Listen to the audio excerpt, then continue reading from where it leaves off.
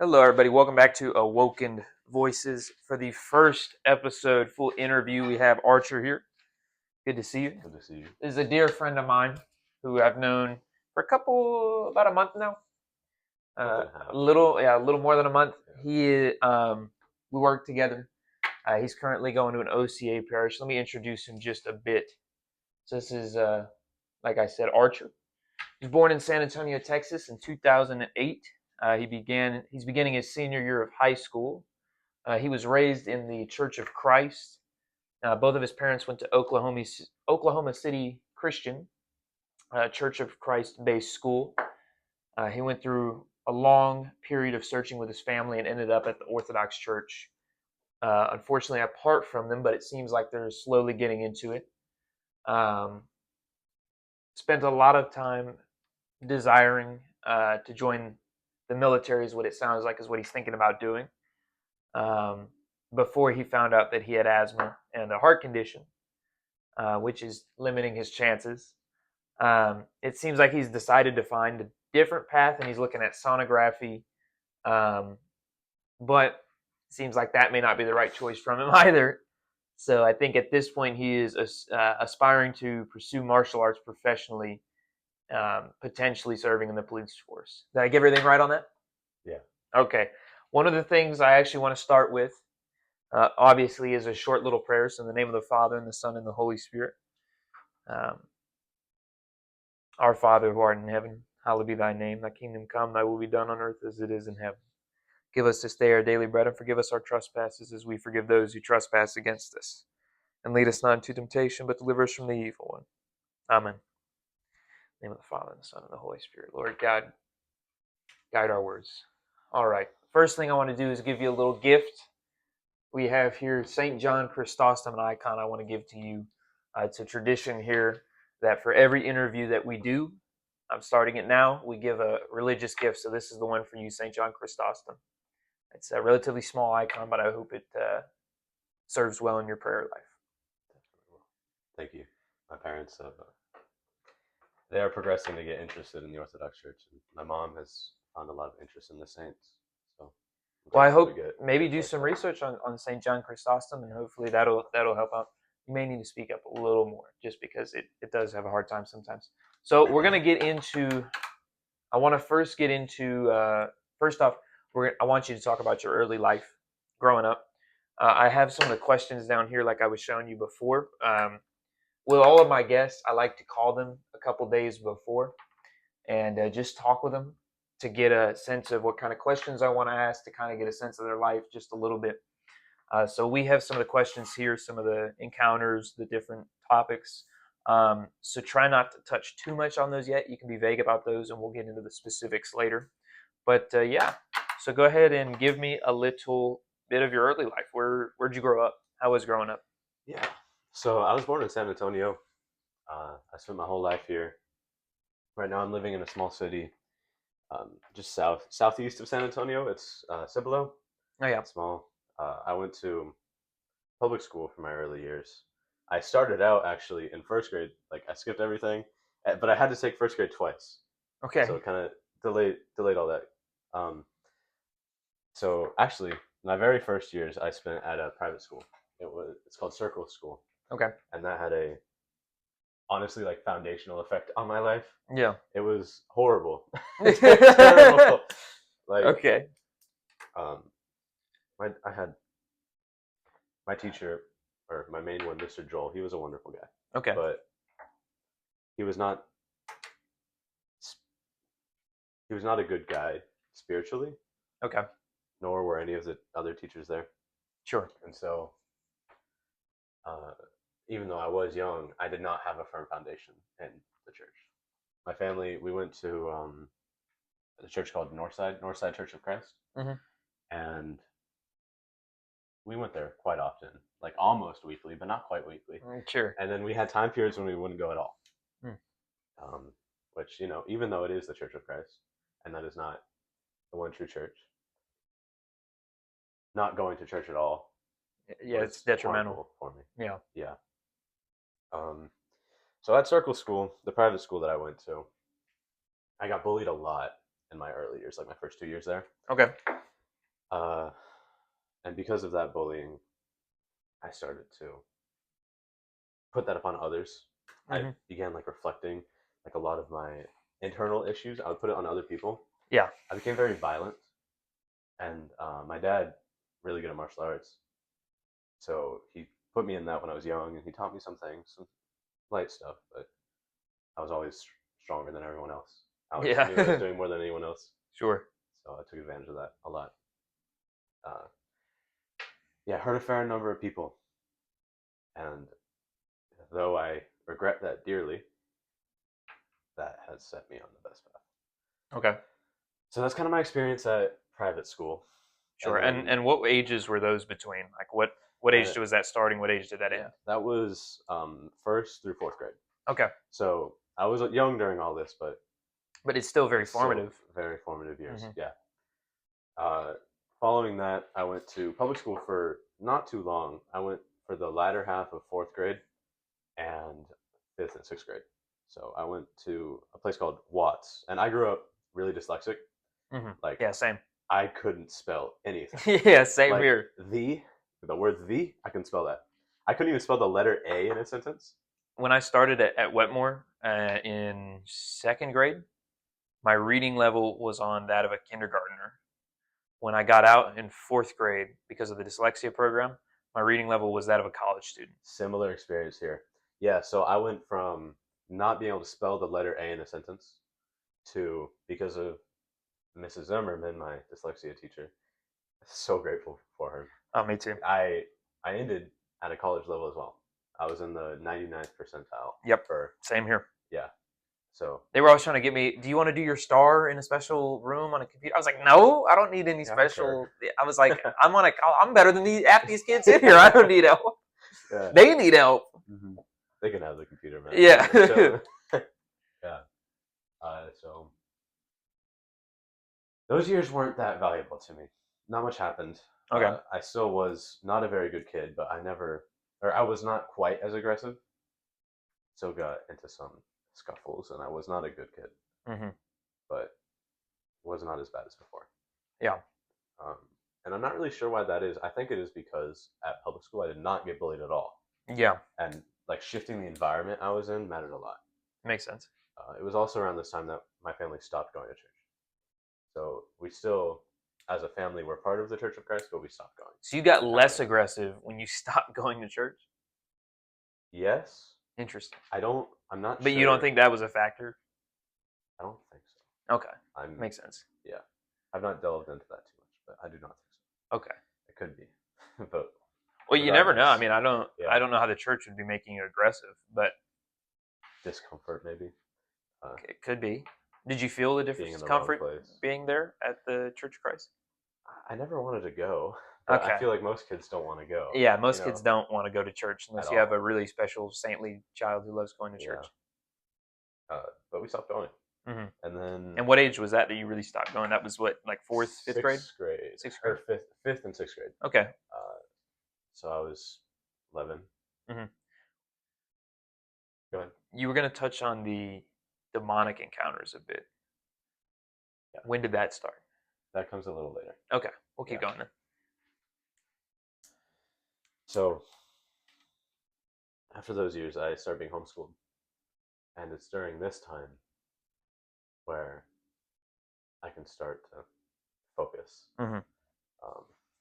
I basically kill my entire social life. Yeah, as someone who is homeschooled off and on a little bit, yeah. Kill my entire social life. And I spent almost all that time playing video games. But the time that I didn't spend playing video games was spent researching. And oftentimes it was on politics, and sometimes, rarely, it was on God and on faith. A seventh grader, sixth grader researching politics is really unusual. Yeah. But also very kind of admirable. I had no social life. Yeah. What am I going to do?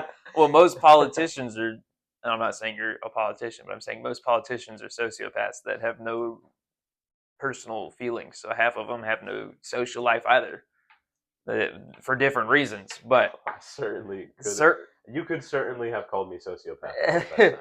Well, I'm not a sociopath, but you could have there were a lot of Sociopath traits is meaning lack of, you physically cannot feel, like, empathize with yeah, others. yeah. I'm not a sociopath, but I portrayed sociopathic tendencies during this Yeah.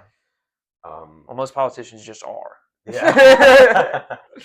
I could name a few Let's right now. bomb Iran. Anyway. Yeah, I wonder who that is. Lindsey Mr. Two Face. So, coming out of that, Graham. Anyway. So okay, I came out of that, and around this time, I had a dream.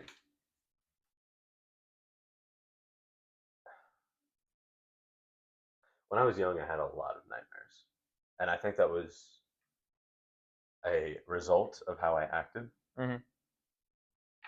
So I kind of got accustomed to them. Yeah. Were they like night terrors? Or were they just normal nightmares that you'd wake up, can't go back to sleep? Yeah. Okay. Most of the time.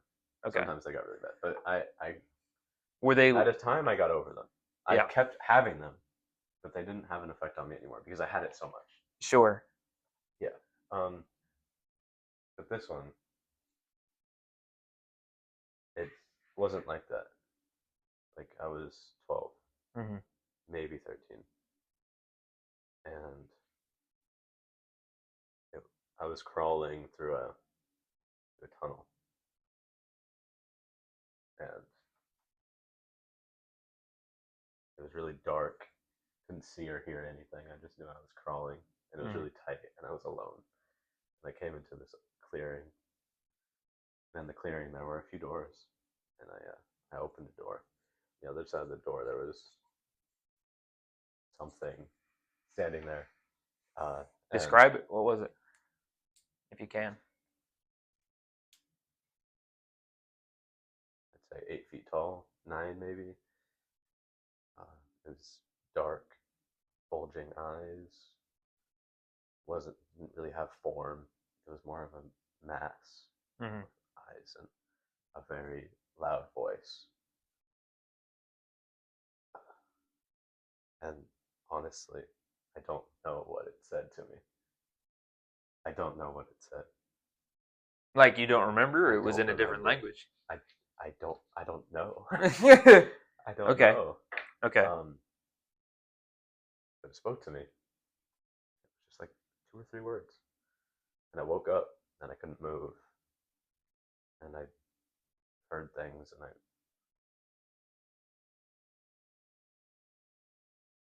immediately after I woke up, I started seeing things out of the corner of my eye. Sure. Was that so- just during the paralysis, or was that like? Well, right now we're talking about the paralysis. Okay. I saw things, and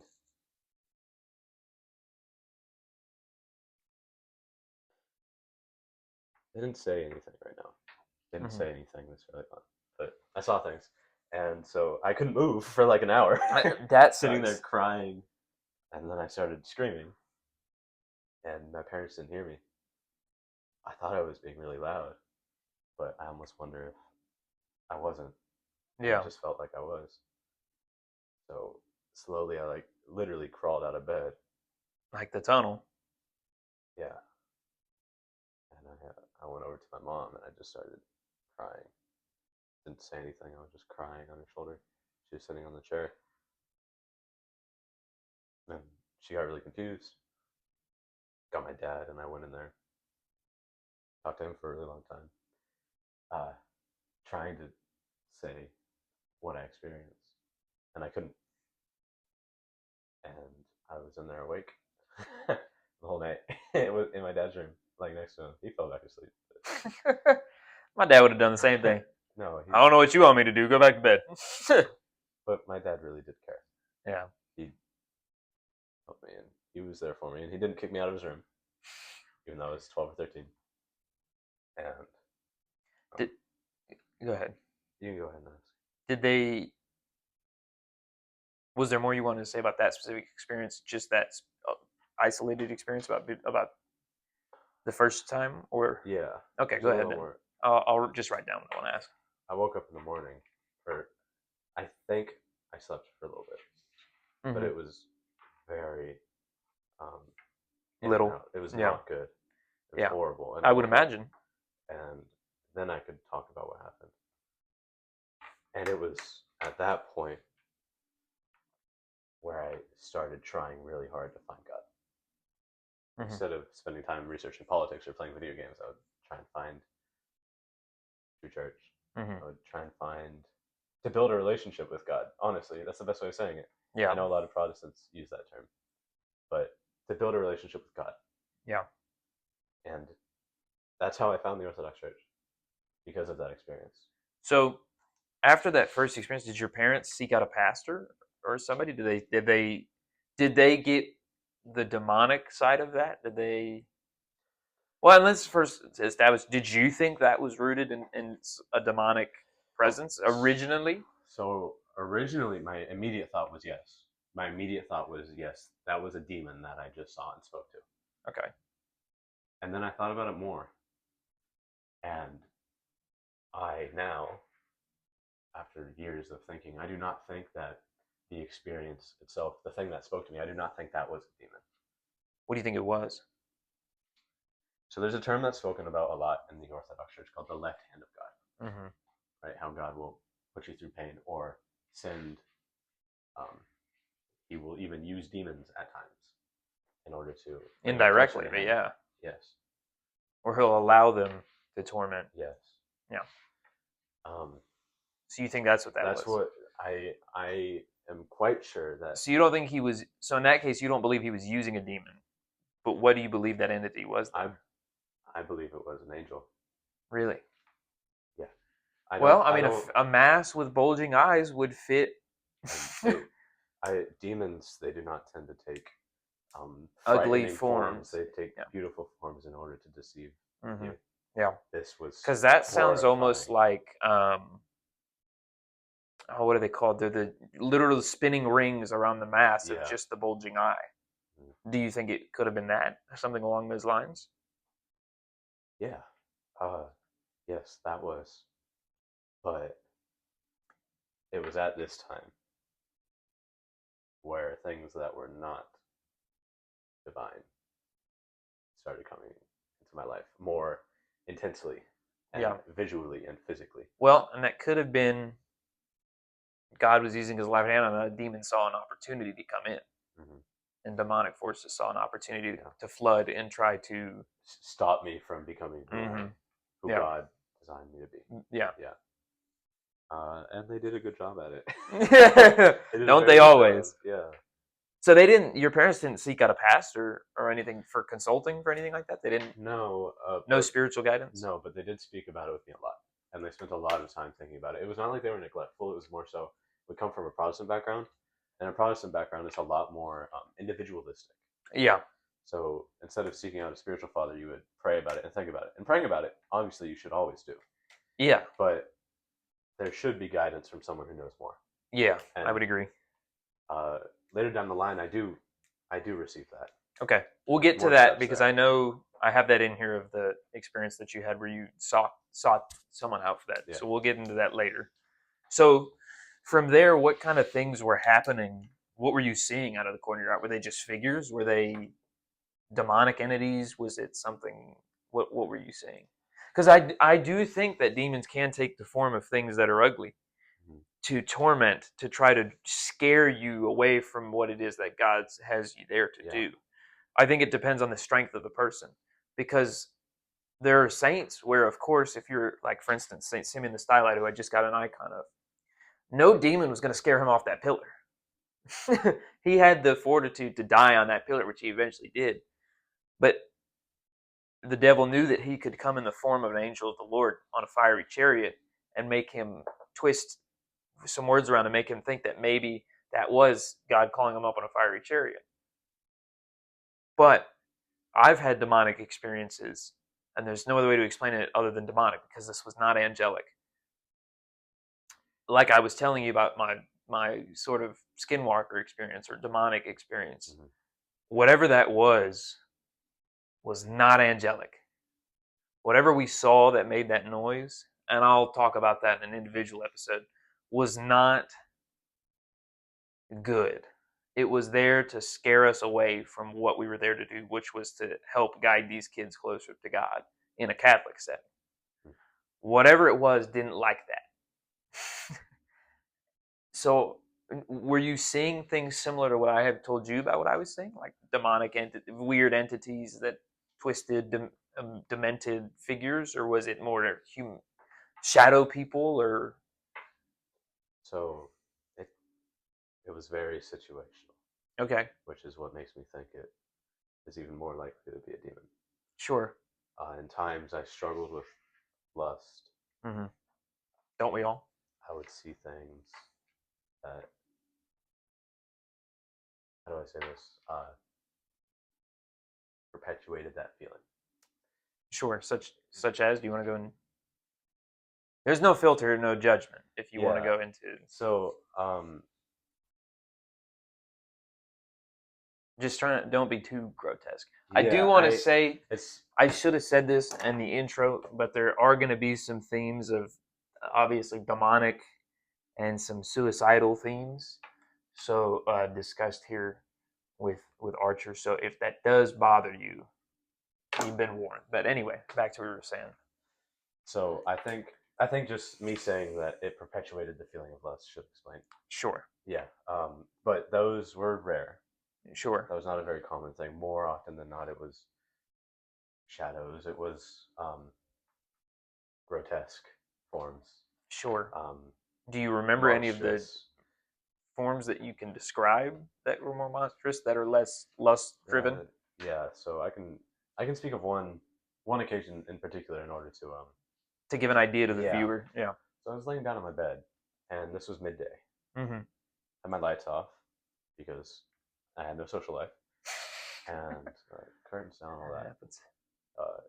Standing in the corner, there was a very tall man, Okay. per se. I guess he was a Sure. masculine form.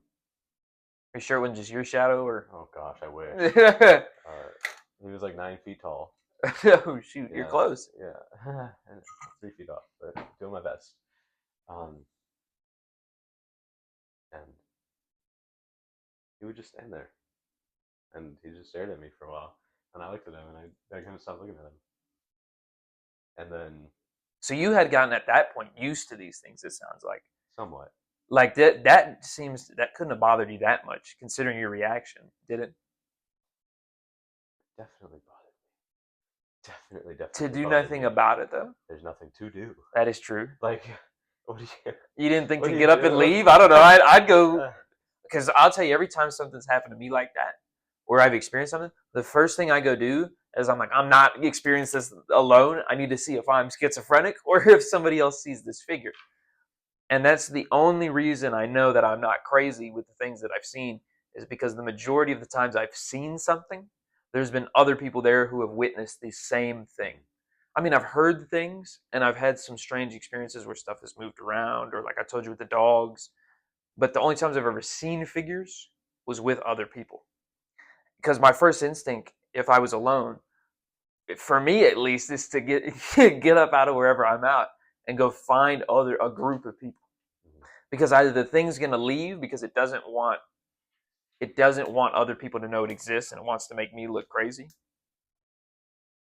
or and you go further down that cycle of despair, like, am I really crazy? And then you start questioning your own mentality. Or if it does decide to follow, at least I know I'm not experiencing this alone. There are other people that I can talk to about this. So did that go through your mind at all? Like, okay, let me get to a place where there's other people. I can go tell my mom or I something. did. Okay. Not at this point. Not Okay. in this situation, but I did do that. What did they say? So it, we could go through a little bit of time skip here if you'd like, because it is kind of. So It's a how similar long? cycle. Give me a. How long were these 4 years. that you were seeing things? Yes, and it was not a very common Okay. thing. Do I you could say still? When was the last time that you? no, and that changed because of me seeking spiritual guidance. Okay. The last time And we'll get back into that. I did not see, but the last time I had an encounter was 3.5 months ago. 4 now. Yeah. Okay. We'll get into that. Does that have to do with The spiritual Yes. guidance there? Okay, Mhm. so we'll get into that. So we'll bring that back. We'll circle that back in a little bit. But most of my experience were not visual. Okay. Most of them were an overwhelming sense of dread. Yep, and you know what? I've heard that I was big into paranormal for a long time because I was trying to figure out what the heck paranormal stuff was when I started having encounters. And the overarching theme that everybody discussed feeling when it came to the Skinwalker thing was an overwhelming sense of dread, which is Yeah. exactly what we felt there. Because It yeah, feels like it feels there like are you're being chills. hunted and Yes. you are the prey. Chills throughout your entire body. Yeah, You freeze up, and it makes you realize that deer who freeze up in front of cars, that's why. I would be like that. I was like that. The fight or flight kind of kicks in, except it's now flight or freeze. Yeah. And then there comes a time where you can't flee either. Yeah. So, yeah, so oftentimes it would be a very strong sense of dread followed by uncontrollable anger. Mm. The most recent event in which I cannot go into too much detail. Okay.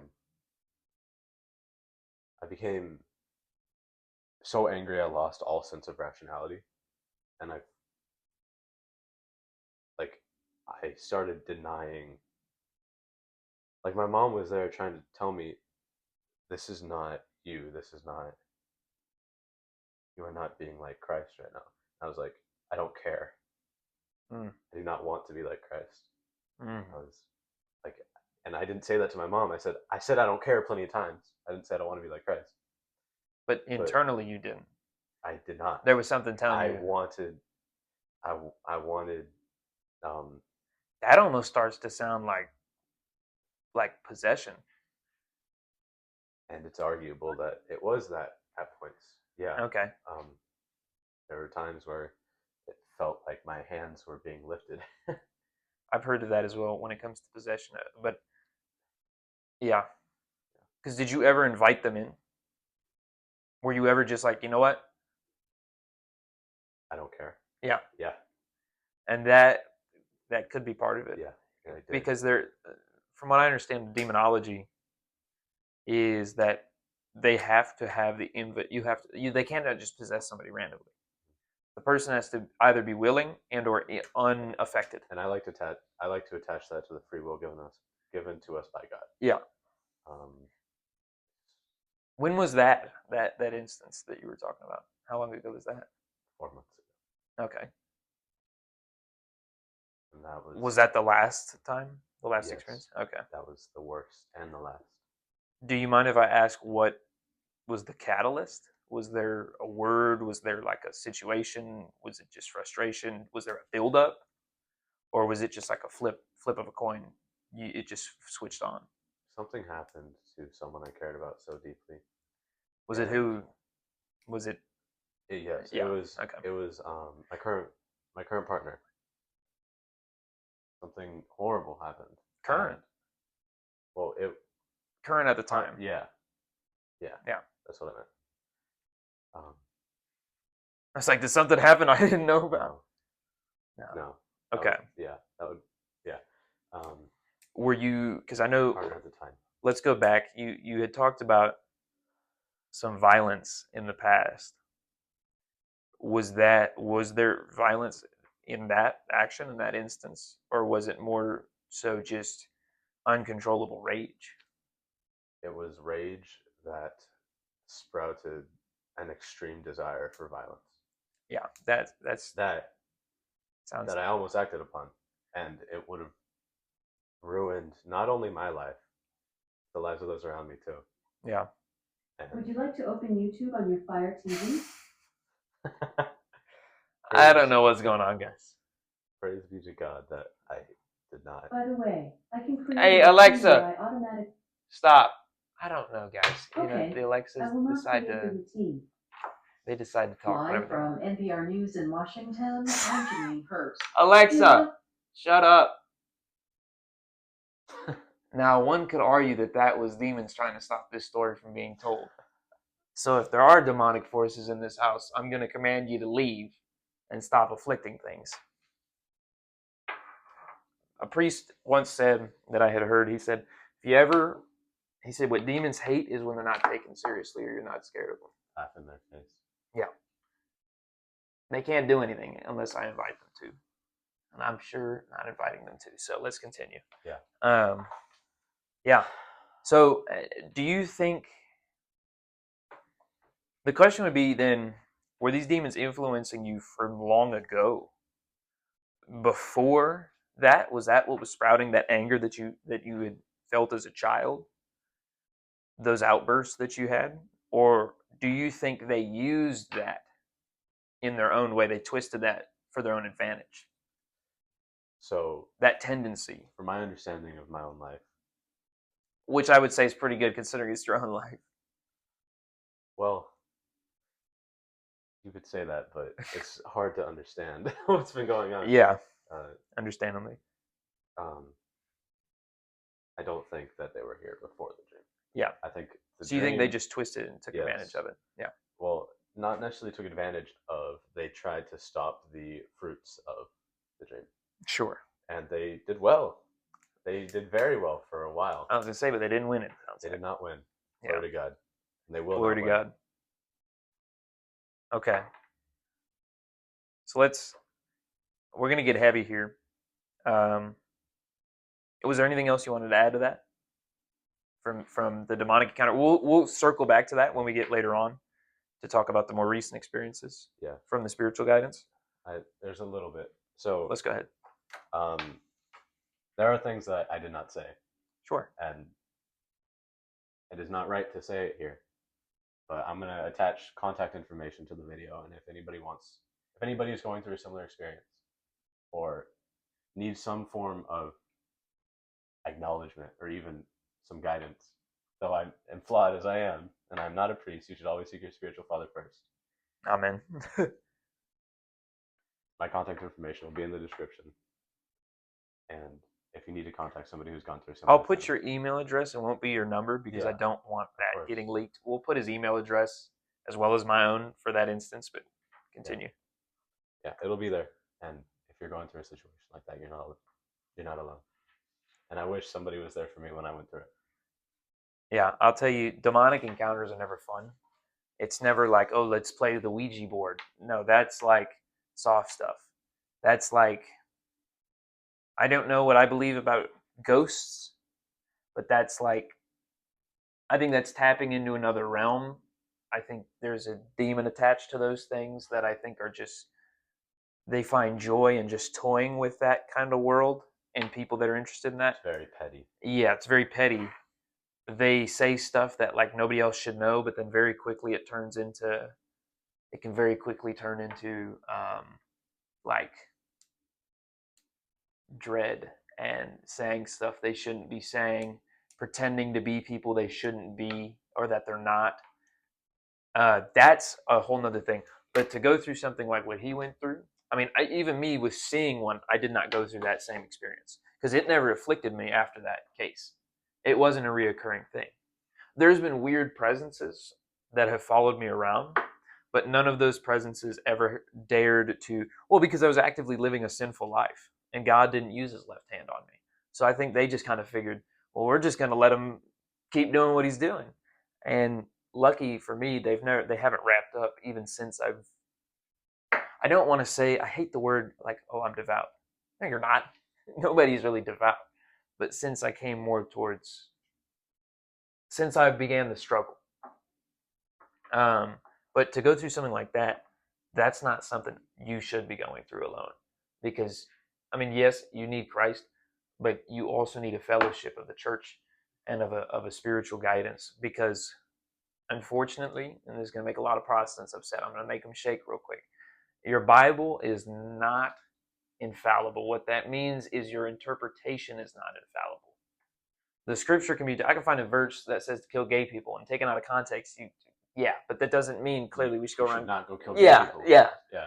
So again, you should seek out and this is what led me to orthodoxy, is who is the true interpreter of that scripture? Well, that's the interpreter that wrote the scripture and compiled it and has maintained the same interpretation since the scripture was first introduced. Which is only one church. Which is only one church. Well, actually, two churches. Well, one church, and then the Coptics hold the same interpretations, other than like one or two things. There's only two churches that can have a claim to being there in the beginning. And then there's a third that just started adding things willy-nilly. And then there's a fourth. Which is and so on. Well, yes, but all of the other ones were sprouted off of those three. Yeah. And only one of those has maintained the same tradition from the beginning that's never altered at all. And that is the Orthodox Christian Church, with all its flaws, but with all its glory. So seek out spiritual guidance from somebody if you're going through something like that. Was there anything else you wanted to touch on for the demonic encounter? And I would also like to say that if you are going through something like that, if you hold it inside of you and you tell no one, the demons will see that as even more of an invite to run rampant, because they have nothing to hold them back. There's nobody petitioning God for you. And, you know, you're never truly alone because the Holy Spirit is always with you, assuming you don't blaspheme, man. Yes. But having a brotherhood or a sisterhood, or even having your parents know and help you and be there for you, it is transformative. And my life only started getting better when I spoke to people about it, and they only started going away when I found spiritual guidance. Absolutely. Absolutely. All right, mics are good. Mics are good. Yep. We're going to get heavy here for a minute. Do you need to use the restroom, get any water before we go? Okay. We talked about this a little a few nights ago when I called you. And then we talked about it to make sure you were okay with talking about this. So I know it's going to be heavy. The suicidal tendencies. Let's get into that a little bit and let's talk about that. I think a lot of people today are feeling the same way you felt or still do feel at times.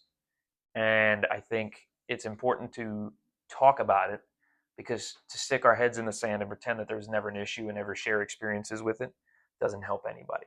So as long as you're still okay with talking about it, we'll get into it. And if you want to stop at any time, we can always move on to the next topic. It's fully up to what you're comfortable with. So let's get into that. When did those start? About what age? So I was about 10 years old. My great-grandmother died. And she lives right next door. Both my grandparents do. She lived with my mom's side. And You talking? I'm gonna plug something in. yeah. And I saw her every day. My grandma, my Mima, would always watch me while my parents worked. And so I would be there 8 hours a day, at least, Monday through Friday. And then on Saturdays and Sundays, I would go for fun because I liked it there. And throughout all that, I still treated my great-grandmother like trash. And sure, like, people can say, oh, you're just a kid, right? Like, kids make mistakes. But, like, never once in my life did I tell this woman that I loved her. Never once did I treat her well. I would always see her as more of a burden than anything else. And like, that's my great-grandmother we're talking about. Yeah. And so when she died, I kind of started spiraling. Since I was young, I've had very bad issues with attachment. Very bad. And even with things I do not treat well, when I lose them, it's horrible. And it almost always leads to suicidal thoughts. It's a terrible affliction. Yeah, that sounds bad. And so I treated her so terribly, and it bothers me to this day still. That was the catalyst for them to start. Okay. So they started about when I was 11 or 12, whenever I started thinking more on how I treated her, started getting a moral compass, I guess you would say. Yeah. And I started realizing how terrible of a person I am. And oftentimes that can be a gift to realize how terrible of a person you are. Yeah. But Sometimes. in this situation, it hurt me very bad. And then I started thinking about how badly I treated people, not just my grandmother, my violent tendencies, even towards my family, towards my sister. Um, we were just saying before this, I'm not. We have dinner. All my guests, we have dinner before the interview, and we were just talking about some stuff with his sister. Yeah, I will not reveal too much out of respect for her because I do not know how much she wants revealed. Yeah. But I did things that I will not forgive myself for in the foreseeable future. That sounds bad. You may want to go into some specifics. Yeah. That, or at least let's clarify that. I was violent. Some people are gonna be like, "What the heck did he do? Did he like Oh, no. tie her down in her room and just leave her there? What did he do?" No, but He's like, "I did actually." I certainly instilled her with a lot of fear, and it drove a wedge between us. We hardly ever talked at all until last year. That's when things started to change, and in fact, it was only over the past 6 or 7 months where we got close. And I'm proud to call her my sister now, and I love her so much. That's beautiful. It makes me regret what I did so much more, like my violent tendencies, so much more. Yeah. Yeah.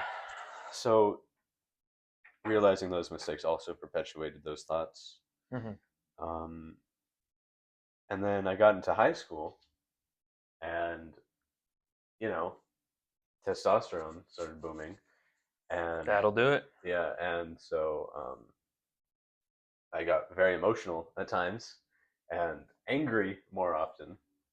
That only started slowing down very, very, very recently. You mean the last 2 weeks? like the last 4 months. He goes to work just, oh. Nah, I'm joking. I'm joking. I'm pretty good at work. I'm pretty good. I'm chilling. You said you want extra sauce? You want 3 buffalo sauce, dude? Like, come on. Grabs him through the window. You ever ask for buffalo sauce in my drive-thru again? I gotta walk all the way back inside. Get this man 2 Polynesian. Yeah. Yeah. Get out of my drive-thru. Yeah. Have you seen the RDC video where they're talking about the Chick-fil-A, and he's talking about how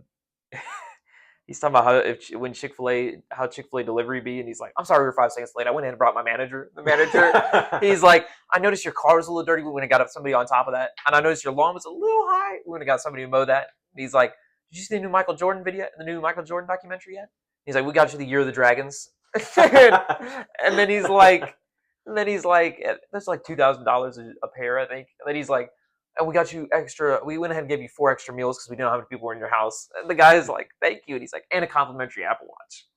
And then he's like, "Do you need any sauces, handshake, a hug, anything?" He's like, "Some sauces." And he goes, "Man, somebody get the damn sauces." I would have been the opposite of that. He'd have been the exact opposite. That's more similar to me now. You said I was 5 seconds late? Throwing his food at him in the door. No, that's Popeye's energy. You can't. I love Popeyes, bro. I do too, but sometimes their workers are so like they need to have a crash course on customer service. You ever been to Chicken Express? Yes. That's even worse. My buddy works there. They're the most ghetto employees. We work at Chick-fil-A, in case you didn't know, by the buffalo sauce. Yeah. But and Polynesian. Yeah. But all right, let's get back on. That was a good little laugh break that we had. Let's get back now into suicide. Okay. Let's talk about killing yourself. I'm sorry, I have dark humor. Okay, let's continue. So when did you kind of realize what was going on with your sister was not? When did you become self-conscious of that, of what you were doing with your sister? Over 13. Okay, so you knew. You knew what was going on right around that time that your great-grandma passed. A couple years. Yeah, but around the time. Yeah. What did that lead into? Or when was the next time that you started feeling those thoughts? How did you deal with those thoughts, first off? I mean, what is that like? I mean, being a 13-year-old kid and immediately thinking like, Yeah. man, I don't So- even deserve to be here anymore. Instead of sadness, I transitioned into anger. Yeah. So that perpetuated The anger already, towards everyone. Yeah. Like my family, people around me, just random people, literally completely random people. get out of my drive-through. I was a terrible person. Yeah. Especially like, and I know this sounds trivial, but like online too. Like I was What'd you say to me, you little? way worse. Yeah. Like genuinely, and we make jokes like saying, we tell our friends to shut up or say like KYS or whatever, Yeah. and it's all a joke. But like when I He's like, I meant it. when I said it to people, I actually meant it. Like humans, like they felt like meaningless to me. And yeah, that all changed when I had the dream, actually. And that, I mean, at least that was the crash course for the change. Wow. Yeah. So So okay. I think it was angelic. Sure. Yeah. Well, I don't think, and that's why I'm saying I think I think I agree with you now that you've told me a little more that does sound angelic, because why would a demon, if you're already on a crash course for demonic energy and Black Earth Force energy, why would they try and stop that? You know, that doesn't make sense. Mm-hmm. Why would the devil mess with his favorite enemy? Yeah. And then when I had the dream, that's when they started appearing. That's when they started having influence over my life. Yeah, so it sounds like this all kind of fell into each other. So, Mm-hmm. and you've been going through these kind of thoughts, even I believe you told me even somewhat recently. Very recently. Yeah. So. And we'll get into that. I believe I know why that is. And there's more to it as well. Sure. And actually, it's all the recent ones are all related. Like I came some of the most recent ones, like let's say 2 times ago, was coming out of a relationship with someone who was very sweet to me. This was not my just recent one. This was one before. Someone who was very sweet to me, but someone who We'll say C, and then this was the other one. A. Yeah, this was A. Yeah. Okay. This one's A. We don't want to reveal any names because we don't have permission from any of these people to be getting into specifics. And even if we did, it's like And even if we did, no reason to. Yeah, we wouldn't want to reveal identity or name because we don't know who's going to be watching this. So we're going to refer to the most recent partner. Well, you're not gay, so the most recent girlfriend as C, and the former as A. Yeah.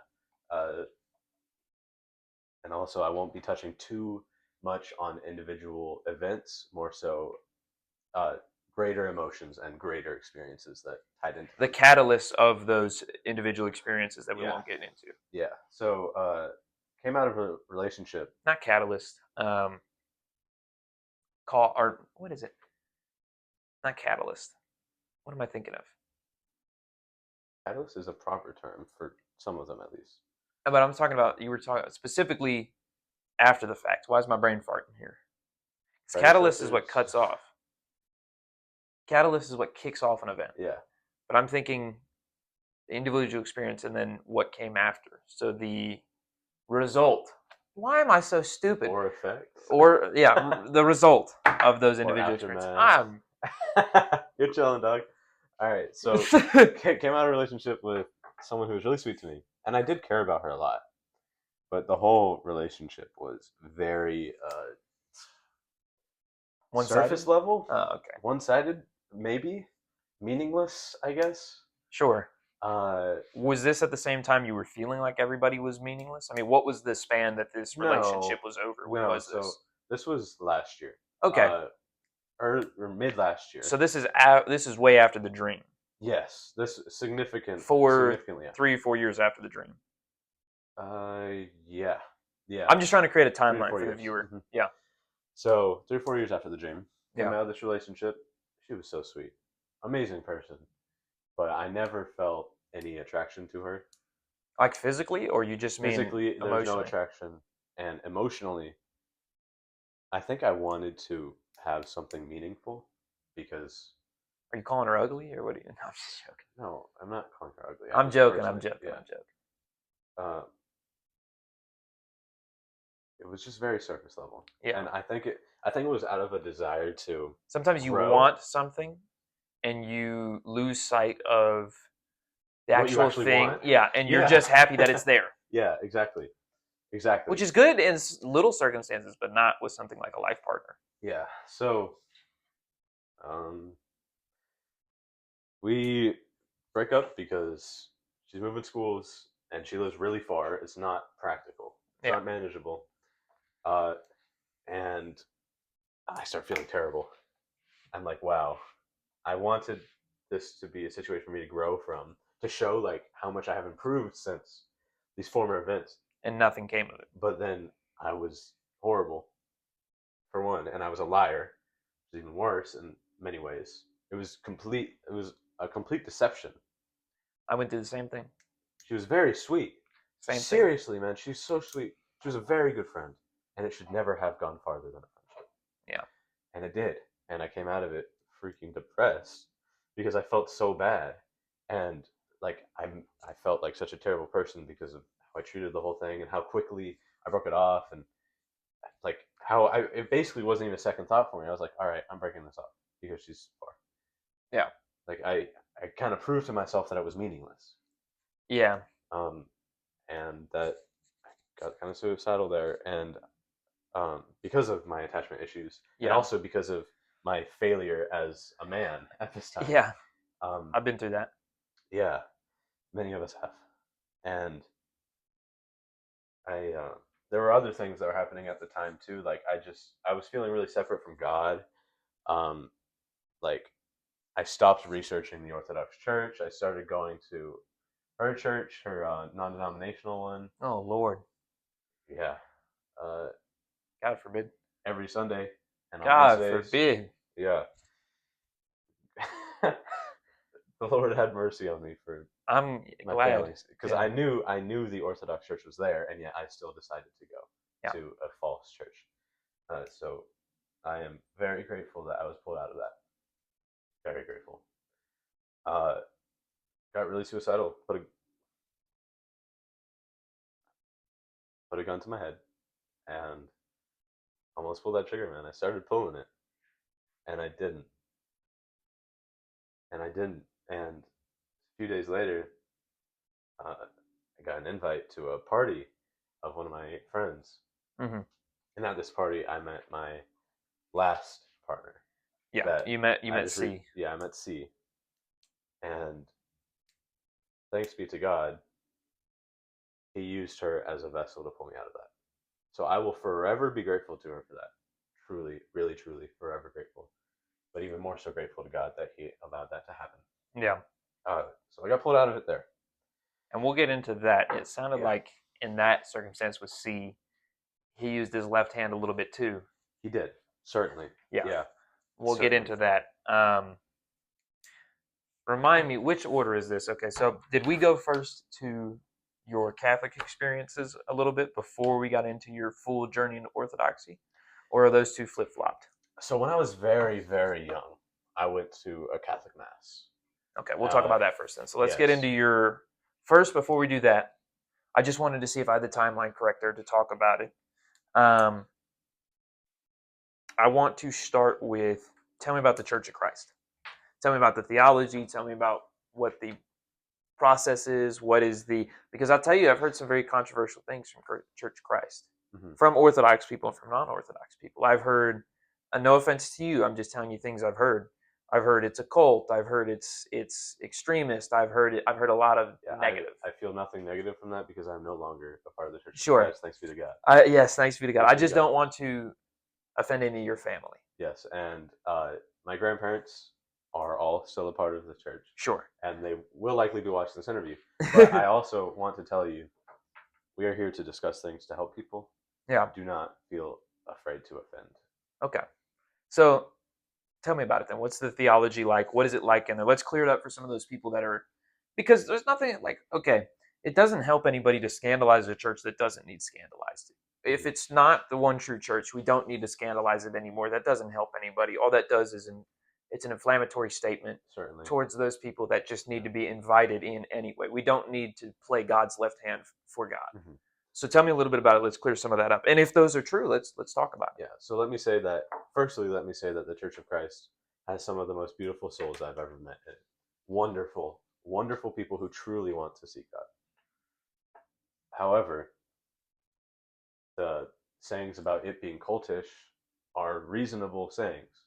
Okay. So let's get into that first. Yeah. So what are some of those aspects that you're saying can be a little cultish, or that have garnered it that reputation? What are those? Yeah. So the Church of Christ is very, how do you say it? Like, they're very sure that they're right, Sure. but they're wrong. So Okay. it doesn't work. Yeah, I feel like if you're going to be confident, Yeah. you have to have someone to back that up. So the Church of Christ as a whole doctrinally believes that if you are not part of the Church of Christ itself, you will not be saved. Really? So it's Yeah. very exclusive. Uh-huh. Okay. But let me also clarify that many of the practitioners of the Church of Christ do not believe that, which is another flaw in its Interesting. own way. I was going to say, because you can't have your own Opinions and be part of an organization, right? Yeah. Like if you're gonna do that, just be non-denominational. But Yeah. that's also bad. Yeah. You know? So yeah, the Church of Christ is very extremist. Okay. Let's talk about that a little bit. Yeah, and it's interesting because, contrary to popular belief, Church of Christ is not like the Catholic or the Orthodox Church where there's like a hierarchy. There's no hierarchy. That's what I So what I came to understand, is that there's no really church yeah, governmental structure. it's just a It's very just like a vague loose set of doctrinal- ideas, and somebody just a Pastor Joe just decides to subscribe to him and call himself Church of Christ. Pastor Joe. That's what I've heard, Yeah, pretty much. which is very dangerous. It's they very are, dangerous. They are extremists, but they are not uniform. Okay. If that makes sense. So, like for instance, at Northside, they started allowing female pastors, Ooh. which is one of the reasons why my family left. But then we go to another Church of Christ, MacArthur Park, and they are very, very, very against that. They think that women should not have power in the church. Well, Paul says so. And yes, I personally agree with that. But they are very strong on that. And yeah, like, I think it can get to the point. Like for me, it's like head coverings. I think it's a personal decision for women, and if I was a priest, I would encourage it. But it does not need to be in some jurisdictions where it's like the priest will look down on you in the Orthodox Church if you're not wearing your head covering as a woman. But it's like, well, that's a personal commitment. That's not for you, because then it doesn't mean anything. If you're just forcing on the person to say that this is a necessity that you have to really do past the sacraments just to be in good standing with the priest, that becomes domineering. That's no longer about a personal commitment. Because I think like things like head covering, that should be a personal commitment of modesty between a woman and God. Yeah, because like you cannot force modesty upon someone. Like for my girlfriend, I recommended. I said, "Look, I would really like you to," and I said, "And here's the reason why." And she said, "I respect that." And she said, "And I understand, and I would agree with that." Fun fact: when she went to Europe, she was going to an Orthodox church to get me an icon, a Russian one. She snatched her mom's scarf and put it over her head because she felt like she wanted to be modest in the church and cover her head. And she said, I didn't tell her to. She said, I felt like I needed to. She's like, because I wanted to cover my head to God. I wasn't even worthy for him to see it. And that's very beautiful. Yeah. And very proud of her for that. That's special. Very proud of her. And also, I would like to say, if you don't wear a head covering in church, there's nothing wrong with that. It's not. Yeah, there's nothing wrong with that. I personally also find that it is a symbol of respect, and it is a good thing to do. Yeah, I would encourage it to necessary. I would encourage for anybody to look inward and see if it is for them. Yes, absolutely. Yeah, because people are called to different things, and there may be a reason that you do not see that as fit. Yeah, I'm sure. And I highly doubt when you go to the judgment seat, God's gonna be like, "Well, you didn't wear head covering, so you're not in." Yeah, I highly doubt that. I think it's a personal commitment. God is a merciful and loving God. Yeah. So let's get into the theology of the Church of Christ a little bit and some of those extremist things you're talking about.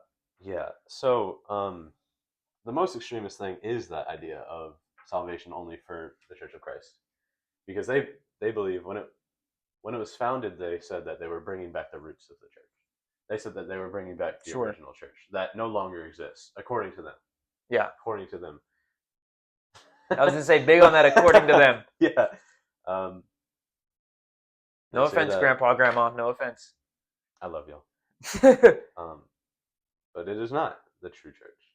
It is not the original church, because we know that that is the Orthodox Church. Mhm. So that's the biggest thing for me. That's the biggest no. Another issue I have with them is like their understanding of the Trinity, and it's complicated. Okay. Because the Orthodox perspective on the Trinity is that it cannot be explained. Yes. There, Which is why it's so complicated. Yeah. And they try and explain it. That's Just- actually a heresy. Fun fact. There's a heresy against I forget what it's called, but of using metaphors to explain Yeah. the Trinity because nothing can do it justice. They do that often. I remember in a lot of services, especially in the youth nights, they The- would try and explain it. There are times where I heard the egg analogy. They gave me the egg analogy, yeah. but that's partialism. There's even It's even times worse. where I've had to use analogies because somebody wouldn't stop asking. They're like, but if you don't even know what it is, and I was like, okay. Imagine a triangle, right? It's got 3 individual points, and each point is individual, right? And I was like, but it's still a triangle. And I was like, and you wouldn't say that we believe in 3 different points. You'd say we believe in a triangle, right? And she was like, well, yeah. And I was like, forgive me, because I just committed a heresy. And I said, but since you wanted an explanation, this is the best explanation I can give you. It's the closest. That's the closest I can give you. And I was like, now God forgive me. Yeah. And it clicked after I did that. She was like, oh, okay. She was like, so it's basically like, and then I was like, no. she was going to say something like 3 parts of one whole. Well, or what she something was like going, that. she ended up saying, because I couldn't stop her, she ended up saying that it was like how we have a physical body, a soul, and then a metaphysical body. And I was like, kinda, but I was like, each is still somewhat individual. It's all of it, but it's also. But it's all also not. part. Yeah. Yeah. So how do they explain that? They basically say that it's 3 parts of one whole. Okay. Which, I mean, is not wrong, but it's also, It's not right. yeah, but it's not right. And another issue I have with it is like the differing from location. One location will say that, and then one location will use a different analogy. Another location won't even explain it at all, which is probably the right thing to do. Yeah. But, like, it's So what would you say to somebody who says, well, the Orthodox Church is the same way with jurisdictions? What would you say to that? I would say that it's not true. Yeah. Okay, explain it. Part of that. Well, you know what? Here, I'm going to mark it down and we'll get back to that. Yeah. We're going to talk about jurisdictions. But continue on with some of their other interesting beliefs, some of their interesting theology or extremist theology. So let me also clarify that I was not in this church when I was a rational mind. Sure. So what I'm speaking now is done from my research afterwards, and also Well, yeah, because you want to know what my- you were. from my parents' understanding and from my grandparents' understanding, or at least my parents' former. Well, and let's understanding. also say that any of the things that we speak on of Orthodoxy, neither of us are priests, neither of us are monks, neither of us are theologians. So we're not infallible. We're both very stupid. Yes, we're we trying will. to. We'll probably make many mistakes. Father Thomas, if you're watching, I'm sorry. Let's continue. Yeah. So honestly, those are my main bickerings with the church. Okay. There's also a serious lack of imagery. So they won't even have a cross up in the building. Really? Mm-hmm. Wow. Not even the So- Baptists are like that. Yeah, no. So MacArthur Park, one of the ones that I went to, had a cross on the outside. Okay. On the building, but the building was matte black, and it was like 5-6 stories tall. Listen, say what you want about the Mormons, but their architecture is pretty. Yeah, yeah. At least we can give them that. At Yeah. least they have pretty architecture. They have something. Yeah, that's the one redeeming quality. Mm-hmm. Also, the people are pretty nice. Yeah, they're very nice, and I always like to say it's not the people that are the problem. It's the theology. What they believe. yeah, Like- it's not you, it's your belief. Yeah, and like you can be defined by your belief, but also you can not be defined by your belief. What's our Like- Mormon coworker's name? Ooh, Brian. Is it Brian? Brian. Okay. Brian Wise. Brian, forgive love us. Forgive us if you're watching. I love Brian. I He's love a Brian great too. guy. I love Brian too. So is that all Just you really want misguided. to touch on Church of Christ? Or you want to go to a Yes. little more? I would also like to emphasize to any members of the Church of Christ watching that the people in that church really are great people. Like one of our really close family friends, they went to Brazil on a mission trip and they never came back. They're still over there. They're still. Oh, over I there. thought you meant they Oh, died. They died. No. They're still. I won't say their names, but their son, I can say his name. His name's Jude. Man, my heart I got dropped. scared. Yeah, no. I was No. like, oh my god. No, they stayed because they loved it and because they helped so many people. Yeah. My friend Jude, he still lives there with his family, and Wow. yeah, I think it's a beautiful thing. He Missionary work is a beautiful thing, and that's the Yes. other redeeming quality about Mormonism. Even though Very they see it as a checklist. Mhm. No offense, Brian, but I also think missionary work should only be done by those who are truly ready for it. yes, because people that are trained. Yeah, because if I go somewhere, I'm not going to do a good job. No, You wouldn't either. 90% Probably not. 95% of people wouldn't. So, it needs to be priests, deacons, monks. and monks and trained laity. Mhm. That's who it needs to be. Yeah. And even at that, you still should be careful because it can certainly instill pride in you, and pride is Yeah, we absolutely. should avoid above all things. So let's go into the jurisdictional question. What would you say to the people that are saying, well, the jurisdictions, are those not different theologies and different outlooks from each jurisdiction? Yeah, so the doctrine is all the same. What's different is the traditions, Okay. the Yeah. way the doctrine can be carried out. Yeah. So That's a good way of putting it. yeah, and it's probably wrong, but that's the closest I can. That's what I would think of saying too. Is it's not the tradition. Well, it's the tradition. But it's not the doctrine. Yeah, it's not the doctrine. And doctrine changes all the time at Protestant. Even select. In Mormon- Catholic, it changes all the time. Yeah, honestly, yeah. Like for example, the Mission of Divine Mercy I was telling you about, completely different than Yeah, because they're a the Latin Rite. Annunciation of the Blessed Virgin. I'm surprised that and we'll get into the Mission of Divine Mercy, but I'm surprised they haven't just renounced the Pope, considering the vision that you were telling me that the woman had seen there, and just gone and become a Latin Rite Orthodox. Because there are Latin Rite Orthodox churches. There's multiple. When Vatican II first happened, there were hundreds of parishes that changed to Orthodox, renounced the Pope, and stayed Latin Rite. Yeah, And but so they preserved the tradition of the ancient Roman Church. the thing is, they still believe in a pope. They just didn't believe that they did not believe that Pope Francis was a Interesting. valid pope. That's the Mission of Yes. Divine Mercy? Yeah, Okay. so they agree with the concept of the papacy. They just did not consider Pope Francis to be a valid pope.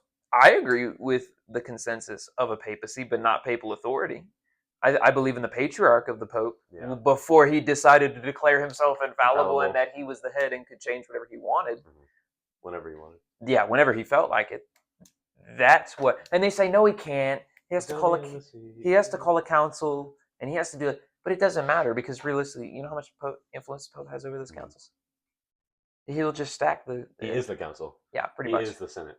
Yeah, he's Palpatine. Yeah. I'm sorry to all my Catholic friends out there. I have a lot of Catholic family. I've just always had issues with the Pope and the papacy.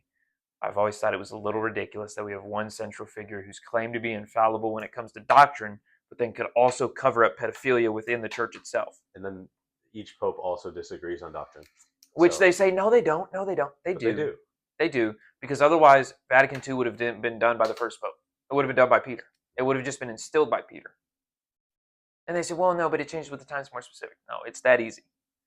If it wasn't perfect to begin with, then you're making innovation. And that's when it gets wrong. And that's another argument I've heard from a lot of forgive me for comparing Catholics to Mormons, but from my Mormon friends, or member of the Church of Jesus Christ of Latter-day Saints, um, they often say that God's God never changes his mind, but the times change.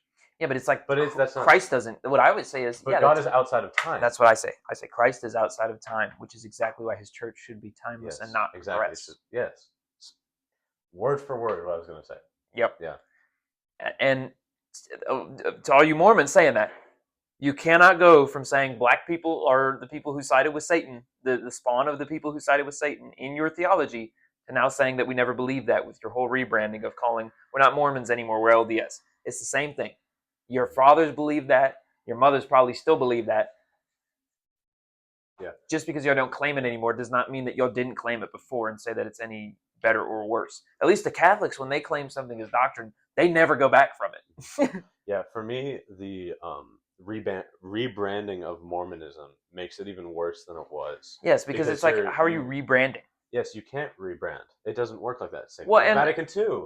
Like, honestly, the church is not something to be rebranded. The church is something to stay forever enshrined. You cannot rebrand it. Christ didn't rebrand himself. And what is the church? It's the living ministry of Christ. It's the continuing living ministry of Christ. So you cannot take something that is timeless, that Christ established, and say, we're going to make this more attractive. That's not how it works. Christ never tried to make himself more attractive. And I use this example every time I talk with a Protestant who doesn't understand the ancientness of the Orthodox Church, which is Christ never tried to make himself seem more appealing. He said, many of you will come and try to come, but you won't measure up. He doesn't say, he literally says to all these people listening, the likelihood of you thousands getting in, maybe 10 of you will.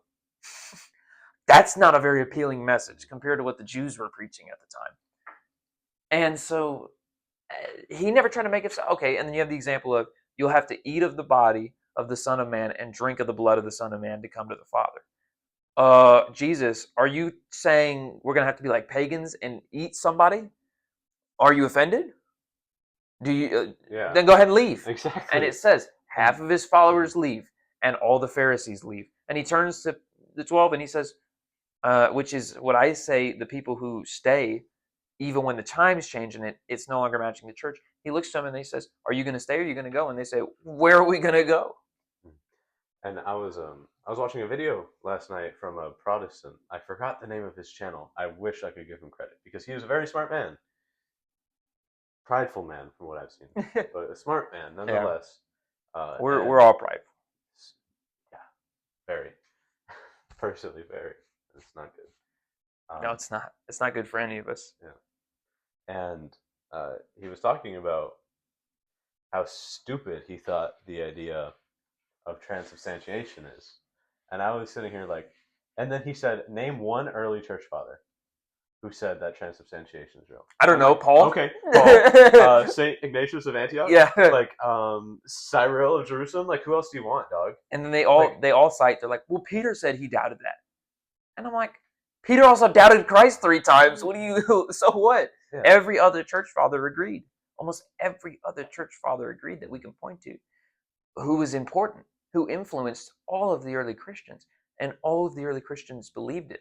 So what I always say is, if all of the early Christians that lived directly after Christ believed this thing, who the heck are you 2,000 years later to say, no, I know better? That's pride. People who spoke directly to the apostles, or even the apostles themselves. Yes. And you think that you are above them. Yeah, that's full of pride. Yeah. It's ridiculous. Let's move into, actually, real quick, you need to use the restroom? Any water? I'm chilling. Okay. Let's move into your first mic check. We're all good. Yep. What was that first Mass experience like? Because even though we are Orthodox or moving into Orthodox and coming to, and we do believe that Orthodox is the true church, I will tell you that there is such a reverence in Mass by a lot of devout Catholics that, and a lot of Catholicism is moving more trad. You're seeing a lot more trad Catholics. And I'm saying this as someone who just recently left the Catholic Church. Women are starting to veil themselves again. A lot of women are starting to veil themselves again. A lot of women are starting to not take communion with their hands, which is what they should have been doing from the beginning in the Catholic Church. having Eucharistic ministers Do, wasn't. do Catholics generally take communion Yep. from their hands now? They put it in your hands since Vatican II, and you take it yourself. Really? Yeah, and I was. Yeah, at the Mission of Divine Mercy, they put it directly into your mouth. Yeah, I did that too many times, and I was too prideful to get on my knees and accept Christ in a reverent manner. Now we can get into a different debate on if Catholicism has valid transubstantiation. According to the Orthodox Church, it does not. But even the idea of it, and not of me not having the reverence to it at the time, was full of pride and terrible of me. And also, we can speak about that because that is one thing I that I would struggle with. rather not. You would rather not. Do you think we would disagree on this? I think so, because I have a very So I will be speaking about this experience and my Yeah. mass experience. So, we can talk about it, but I there's reasons behind it, and we'll get into that. But okay, I didn't have enough reverence to come to it. I had too much pride to come at it reverently as I should have. Now, whether or not it's valid or not is a different discussion. But the fact that at the time I believed wholeheartedly that it was valid, and I still was not willing to take it the correct, reverent way, is disgusting. I'm disgusted with myself for that. To see now the reverence that the Orthodox have for the Eucharist, it is beautiful. Because none of them would ever want to even touch the spoon that does that. No Orthodox Christian would dare even touch the spoon. None of them would even dare walk into the altar if they weren't invited. And even if they were invited, many of them would say no. It's not that way in Catholicism anymore. And even just the idea of the having the catechumen depart. Like I know your parish does not practice that. So the Greek Orthodox Church, that the catechumens don't depart, and I go up and I receive a blessing, and I receive prosphor, which I got some for you, by the way, which are antikilon, which is the replacement. It literally means in the place of the gifts, and it's a blessed bread that you're supposed to take very reverently, in place of the communion, and it's meant for people that either are not in a place where they're able to commune, or people that are not yet fully members of the church. Different traditions do it differently, but the Greeks have not done that for almost 1,000 years. The Greeks haven't made the catechumens depart, to my knowledge. It hasn't really been 1,000 years. To my knowledge. Okay. I thought that was far more recent, but I'm not super educated on that. Yeah, to my knowledge, it's not a recent thing. To my knowledge, they started doing that long ago. So take what I'm saying with a grain of salt. And do you know why that is? So the whole reason behind why they stopped doing it is because actually it wasn't 1,000 years. It was around 800 to 700, somewhere in there. Somewhere between the year, what am I talking about? Somewhere between the year 1400 and 1800. Okay. So it was around 200 plus years ago. I'm sorry. It was 200 plus years ago, more than likely around the 400-year mark, because there weren't any people wanting to come into Orthodoxy during the Turkish occupation, especially not Greek Orthodoxy. Yeah, that's what it was. Because they saw it as very exclusive. They said, why would I join a church that I can't ever learn anything about? Because at the time they weren't allowed to preach. So they were hoping the church was just going to die off. But nobody was coming in because there was no way to preach outside of being in church. So it wasn't like when the catechumens depart now, you go and you do a class, usually. Typically in most jurisdictions that have a separate building, you go and you do a class, a catechumen class. It's usually what happens. I don't know if that's what your parish does. I'm not a catechumen yet. I'm still an inquirer, so I don't partake in those. But So most of the time that's what happens, and inquirers are allowed to go too. But I don't know if your parish does it. But I haven't spoken to. But at the time, there was, number one, they weren't allowed to preach, so they couldn't do a catechumen class. So there weren't any catechumens. So they just did away with it because they were like, they still said catechumens depart, just to keep the flow. But they were like, there's no catechumens. Why are we even saying this? So they just altogether stopped. But then what ended up happening is once the Ottomans allowed them to preach later on, when they became a little more progressive and a little less radical in the belief, and it was more about power, and they didn't want Orthodox or Christians rising up, because there had been multiple Greek revolts. what they did is they allowed them, to my knowledge, to catechize people, but they couldn't catechize anybody who was already in Islam. So it had to have been somebody who was like coming from a different place, moving into the immigrating. So, how would you feel about if someone were to say, because we were just discussing earlier the unchanging nature of the church, Yeah. how the church is supposed to be timeless. Well, but you also have to remember that's not doctrine. So things True. that are not doctrinal are free to change, and they change all the time. Because I'll tell you, the tradition of, and this may sound very inflammatory to you, but this is the truth. The tradition of OCA was not established longer than the Greek tradition was. The Greek tradition has been around much longer than the OCA tradition has been. The Orthodox Church of America has been around for how many years now? What is it, going to 60 to 100, somewhere around there, I think? Yeah, somewhat. Somewhere. A little more. My church is older than the OCA entire jurisdiction. Yeah, of course. So your jurisdiction is free to change its tradition because it created its own tradition. And there's nothing wrong with that. That's part of being a jurisdiction. Cyprus has its own jurisdiction because they had their own tradition. There's nothing wrong with that. They're both equally valid because they share the same doctrine. They share the same Melchizedek-based priesthood. They still have the same valid Eucharist. To change your tradition, now, there is a fine line. For instance, the spoken liturgy cannot be changed. You can't change what John Chrysostom or St. Basil already wrote.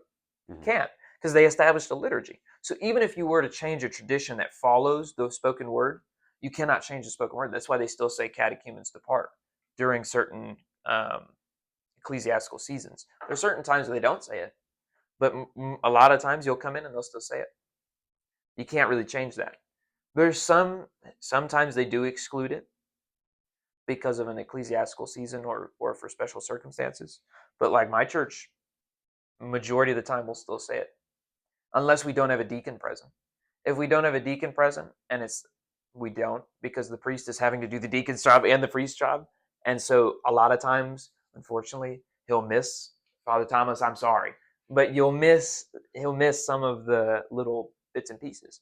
There's nothing wrong with that. Priests are not infallible. It doesn't make the liturgy any less beautiful or any less valid because the priest is having to do two people's jobs at once. There's nothing wrong with that. But for instance, if the OCA tradition was, we're going to start letting catechumens in because we don't have enough catechumens, and because there's really no point in doing it, we might as well, as long as they're not communing. And the Greek tradition also holds that a lot of times, if the priest or the deacon does not recognize you, they will not offer you the spoon unless you have evidence that you're an Orthodox Christian. Like you have to have a card, or the priest has to have talked to you directly and talked to you beforehand, or talk to your priest. Like if you go to Europe, for instance, if I was fully catechized and I'm going to Europe and I wanted to commune at St. Sava, I can't commune at St. Sava without evidence that I'm an Orthodox Christian, without my priest writing me a letter saying that I'm an Orthodox Christian that I show to the Orthodox priest. So that's not a change in tradition, but the Greek tradition also, there's a very valid reason for it. It's like what I was telling you about earlier with the Vesper service, where they edited a psalm to be a little shorter because it fit the flow better. And there's nothing wrong with that. It's not good. It's not really bad either. It just is. And so I think it's the same thing when you have tradition like that changes, because that's not doctrine. That's just a little tiny thing in tradition. Now, if they were like, you know what, we're going to do the entire liturgy in English and do away entirely with Greek, that would cause an uproar. And without preserving some form of the ethnic language, nobody would. I wouldn't want that. As somebody who doesn't understand half the liturgy half the time because it's done in Greek, I wouldn't want that because it's done in a native tongue. So there's a definite line in tradition where they know what they can't get away with of changing tradition, and there's stuff that nobody would ever dare changing. Then you also have to remember, most of the time where tradition has been changed, the tradition came back. You have to remember the tradition of the icons was done away with for years. They were destroyed, and it was brought back. God forbid. God forbid. But it was brought back. And so traditions change all the time, and God is in full power. So if that tradition is important to God, it will be restored eventually, one way or the other. That's my belief. Yeah, I personally struggle with it. Like even at your your parish, I decided to walk out before they started. When walk out, he doesn't mean he was like enraged. He just means No. he wanted to leave where the Leave catechumens because I usually felt- leave. Yes. Because he's in a more reverent state. Yeah. Or that's his It's tradition. it's so holy. Yeah. And I am not. I'm not. Yeah. I am not even a speck of how holy that is, because that is the physical presence of our Lord. Yeah. I am. And that's usually what I tell myself when I go out for the blessings. I'm like, you're in front of this physical You are Lord. in front of God. Even if you're not touching it, reverence. Mhm. That's what you have to have. Like I remember I was afraid almost, like, because like a good fear, like a fear of the divine. It's a holy fear of God. Holy fear. When I was there, I was making sure that I would leave before. Because he was asking me, he was like, "Is this where we leave?" And I kept asking you. I was like, I knew I was bothering you, but I was like, no, you weren't bothering me at all. haven't- I respected the tradition and the reverence of it. Yeah. It's a different reverence than what I have, and there's nothing wrong with that because it's two different reverent traditions. For me, I'm reverent when I go up before the cup, even if I'm not partaking in it. And I don't think there's anything wrong with that. If anything, I think that I think a person will get where they need to go. And what I mean by that is, agree. I don't think somebody's going to go into the Greek. Somebody who needs that presence and needs to see that reverence will stay, and they'll have the chance to sit and watch. And maybe even, if they're brave enough, go into the line and receive a blessing. And it's very clear, like Father Thomas, for instance, before he gives you the cup, he'll go, "Are you Orthodox?" If he doesn't know you. And if you say yes and he doesn't know you, he's like, I've never seen him unconfidently give somebody the spoon. Meaning, I've never seen him give somebody communion without absolutely knowing that person is Orthodox. Mm-hmm. Same thing with the deacon. Deacon Nicholas that we have, they're wonderful man. I've never seen him. He's the one who helped me identify that icon of St. John Chrysostom because he's Greek ethnically. I've never seen them unconfidently give somebody communion. And sometimes I think somebody may need that. Somebody else, like in your state of mind, may need a tradition where they're not able to go up to that cup until they're fully catechized because they need that reverence. Yeah, God will provide. And I think that's why I don't see any problem with either tradition, and I respect both traditions because of that reason. That I think you'll need to be where you need to be. And I can also say that I certainly would not go so far as to say that there is a schism or a unjust it is it is certainly just. Yeah. Yes. It is a functioning member valid. Of the true church. Yeah. Truly Orthodox. Valid. Yeah. I personally feel that having the catechumens depart is more relevant. Yeah. And I can understand that perspective, and I can respect that perspective while still, like, I don't think it should be universalized. I don't think that should be. I don't think it needs to be. No, I don't think it needs to be, and I don't think it should be. It's strictly for Greek, to my understanding, because of that reason, because of the reason that was stated, and they just never brought it back because they figured, well, now that we've had this tradition for 500 years, we're not going to change it back. God set them in that situation. Maybe that is His will. You know? Yeah, and that's why be brought to Him through that. And if I'm wrong, then that's why I say I pray that God inspires somebody to change that, to bring that back to the more reverent state. But for now, that's not been the case. Yeah. Let's talk about. You good? Yeah. Okay. Let's talk about your first experience at a full mass. Okay, so not when I was young. Like that full mass when you were conscious. Okay.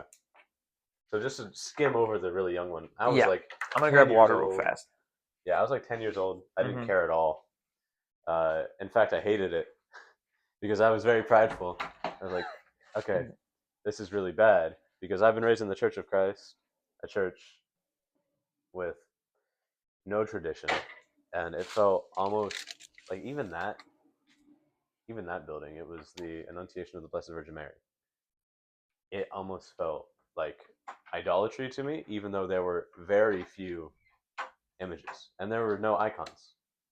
Sometimes those statues, though, do get me, where I'm like, I can see how a Protestant with no ecclesiastical understanding or liturgical understanding would think that having a statue of Mary with a kneeler in front of it would be worship. Yeah. Because, in my opinion, Protestants' level of worship is so surface level that they don't what they're doing is Yeah. really veneration.